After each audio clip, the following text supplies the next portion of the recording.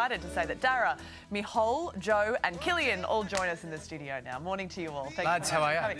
So Dara, this is your first time down under as a band. How are you finding the Aussie crowds, audience, It's the been reception? amazing, absolutely amazing. Yeah, it was one that we've never been here before, and it was on our to-do list. So we jumped at the opportunity, and it's been absolutely amazing. Everybody's so friendly, so welcoming, and crowds are great. Yeah, and looking forward to now to next weekend to the National Celtic Festival. It's going to be really good. And Mihol, then tell us about the origins of the band then, because it's such disparate instruments. I mean, do you think to yourself, I've been playing a banjo now by myself, I really should find a band to play with?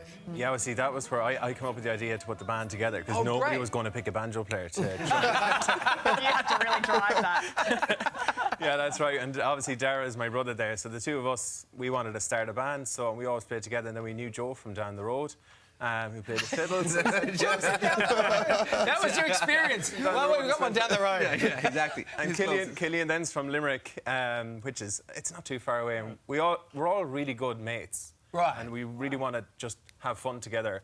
And suppose that's like the root of the band and how we ended up putting the whole thing together. So we have a great time when we're on tour. We love it. I love that. So, Joe, tell us about how all the individual instruments come together to create this sound that you make. Well, I suppose these are all instruments that would be traditionally used in sessions across the country, back at home.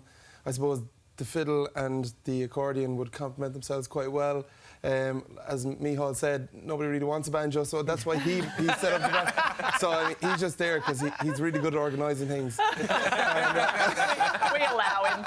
And then I suppose the guitar then would have been, I suppose, introduced into Irish traditional music a bit later, but really gives us that chordal strength behind us, which is the driving force behind what we do. So, and that's the thing, Killian, is that there's a real sort of resurgence in embracing, I guess, Irish folk music. It goes into pop bands now. I'm thinking like Mumford and Sons and things like that. It's become popularised again. Does that make it better for you guys? You know, a rising tide raises all boats, isn't it? Yeah. So I think, yeah, like there's been a couple of folk revivals, you might say, in Ireland over the years. It kind of ebbs and flows, but I think we're in the middle of quite a big one at the moment. Yeah. A lot of Irish bands are getting a lot of international recognition by blending traditional music with maybe some other forms, but also just playing traditional music. So it's kind of on the rise at the moment, I think, yeah. Dara, what response are you getting from like every part of the world right now? I mean, you're all the way on the other side of the world at the moment here in Australia. Yeah. You must be getting a resounding response from people in every corner of the world. Absolutely, and that's the beautiful thing about our music. It travels so well, and people just respond to it so much. It just seems to be really accessible, and